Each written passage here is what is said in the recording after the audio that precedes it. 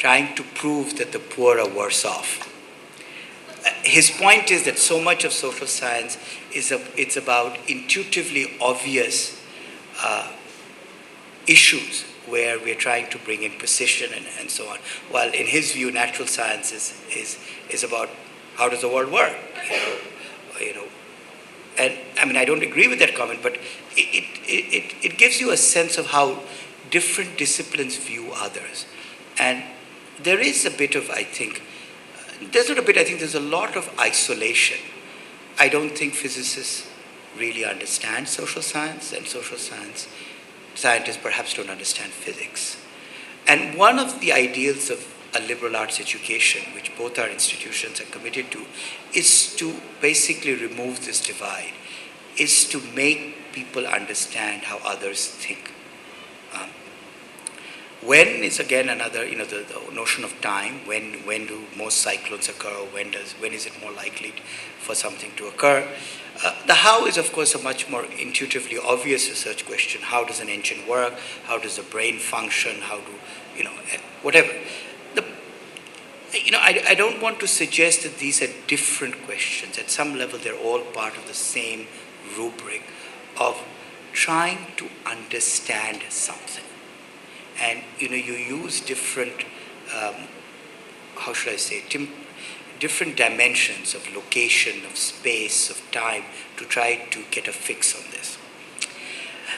Now that I've given you some sort of well, not really a definition, but some sort of a structure to think about what research is, I'd like to address the issue of why do we do research?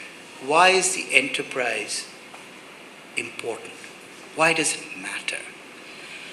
And, there are basically two kinds of answers to this. One is that it is the innate satisfaction of one's own curiosity.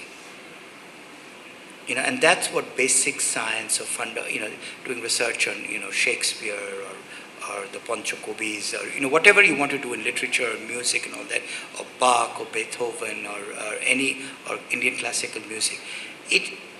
It's something that you want to know something, and you might be interested in pursuing it at whatever level that is important to you.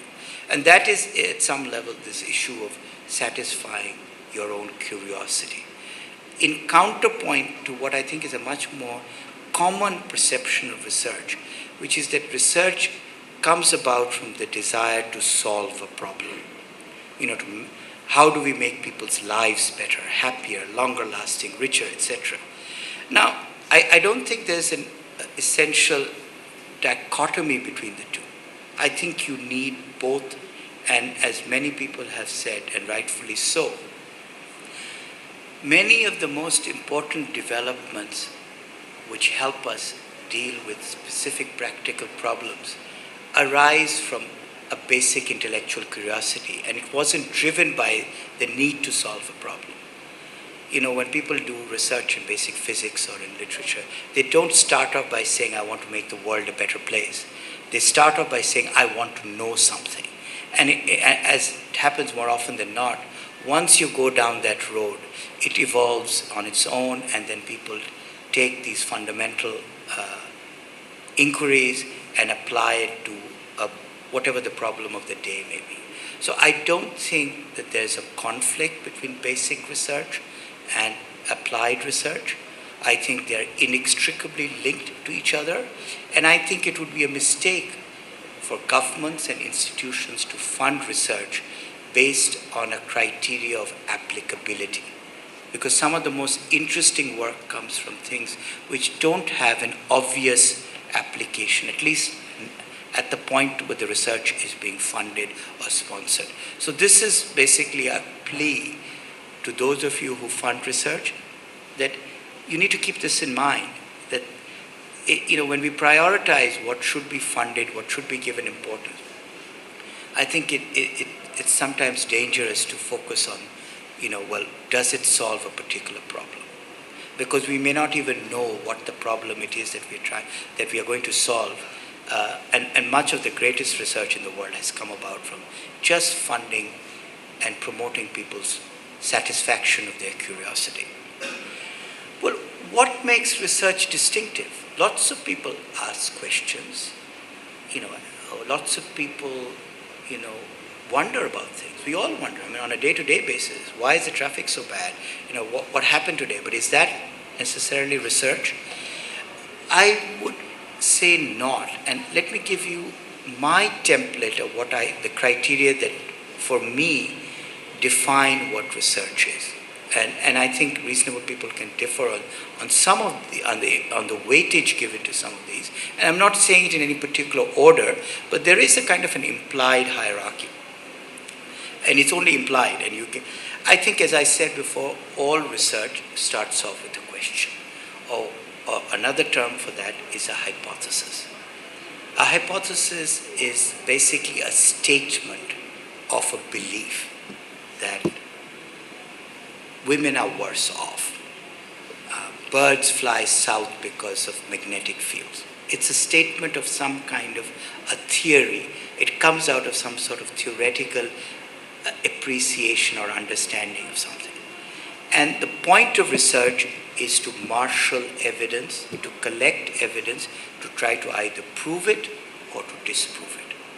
So all research it starts off with some kind of an assertion about the world or about some kind of intellectual behavior. And what is implicit in research is that you need a basis for trying to prove that what you have asserted is in fact the case or not the case. It's not enough to say, I believe. And that's what distinguishes research from faith, because faith is about I believe. All right? So the first point I'm trying to make is that it's hypothesis driven, and the methodology, again I want to make this point, methodology could be either qualitative or quantitative. And again I bring up these two dichotomies because I think we increasingly are living in a world, even though I have to admit that all of my work is quantitative. This is what I do. I'm a statistician. I spend a lot of time trying to gain precision using statistical theories. I think it's a mistake to be seduced by statistics. And I say that to all the young researchers. There's a famous adage about statistics. And it goes something like this, that there are three kinds of lies. Lies, damned lies, and statistics. The point is that statistics is a tool which you can use either appropriately or inappropriately. And you should not be seduced by a particular kind of methodology in believing that somehow it is superior. And the reason I say that is because I am increasingly disturbed by how much weight is put on quantitative research to the detriment of what I think is an equally important and equally valuable methodology, which is qualitative. And they go hand in hand. There are topics which cannot be addressed by quantitative methods. And it would be a travesty of the research method to try to take a complex topic about emotion, about the complexity of people's behavior, and to reduce it to some sort of operational model where you can plug in some numbers. People do it. People do it all the time. But I think that would be, in some ways, I think, a corruption of the intent of research, which is to try to understand a phenomena in a structured manner. So again, it's hypothesis driven. It doesn't depend on methodology, but there has to be a methodology. Whether it's qualitative or quantitative, there has to be a methodology that you follow and you adhere to. And there's a certain structure to that. And you can't pick and choose that you start off doing something and then say, well, it's not giving me the answers I need, so I'm going to do something else. So you have to be true to your hypothesis and to your methods. And something that I've said before, or alluded to before, is that research has to be falsifiable on the basis of data, not conviction. So when you assert something, it can't be that I say this is so, and because I am saying it, it must be true. There must be some kind of criteria, and it's usually based on data. Data in its most generic form could be oral histories, it could be questionnaire-based information, it could be measurements, But there has to be some basis by which you subject this hypothesis to this test and see whether it meets the test or not. All of research there has to be kind of what I call an informed skepticism underlying research. And the best researchers are always questioning their own data, their own methods, their own, even their own hypotheses. You must have a sense of the limitations of what you're doing. You must know what you know and what you don't know, and when you knew it and when you didn't know it. And that's another issue. But in many times in research methodology courses, we talk about this very abstract term called bias. But bias is just a point of view. And the intent here is to say that research is something that is independent of a point of view. Now, of course, there's a lot of debate about whether that can ever be the case. That even in this so-called scientific research, which is the paradigm of this neutral, sort of point of view less kind of assertion, that even that is somehow corrupted by people's beliefs. Even though conceptually the notion is that what you are presenting as research is what any reasonable person with this data would come up with. It's not that because I did it, I came up with this and you do it. I mean, it's not like a painting where people, I think, automatically assume that, no two people would paint the same picture. In fact, the model of research is exactly the opposite. That given the same conditions, the same set of tools, that a whole number of people would be able to reproduce these results. And here, I'm a great believer in reading about everything other than what you work on. Because it informs you, it makes you think laterally. And the reason I say that one of the magazines that I love reading is The Economist. And if those of you who have not had the pleasure of reading it, I would strongly recommend it. Because it's a wonderful magazine, it's a general purpose magazine, but sometimes it comes up with some amazingly well-written insights about a whole series of fairly complicated topics. Just recently there was a whole, and luckily enough for me this happened recently, and I just happened to have read it, about the scientific endeavor and about research. I won't go into the specifics of it, but I do recommend that you read the article. It's very readable, it's very accessible. It came out, I think, within this month. I'll be happy to send the reference to Professor Imran. One of the things it said was that roughly a third of everything that is presented is in fact not true. I won't go into the mechanics of it.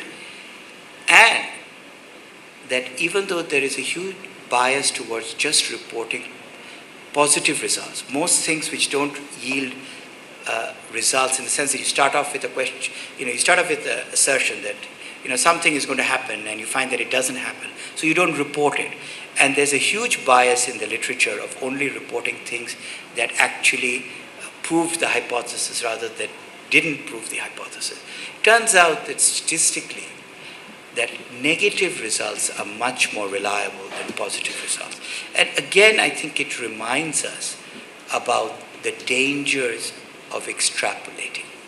So research is all about what I would call informed skepticism and the humility of not extrapolating too far beyond the particulars of what you've worked on.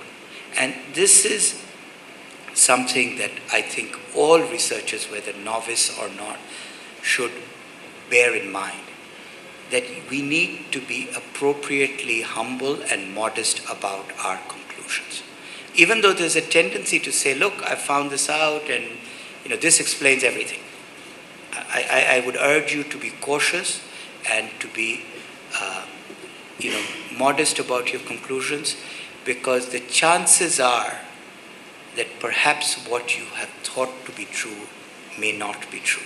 And this is why the reproducibility matters. And if another 50 people reproduce it and they find the same result, then you are on much firmer ground in saying that yes, this is a generalized phenomena. This is not particular to the specific circumstances of what I've worked. You know, I do a lot of reviewing of master's theses and undergraduate theses. Even as a vice chancellor, this is some of the things that I enjoy the most because it takes time away from the mundaneness of my administrative life into thinking about something intellectual. And one of the things I always tell my younger colleagues is,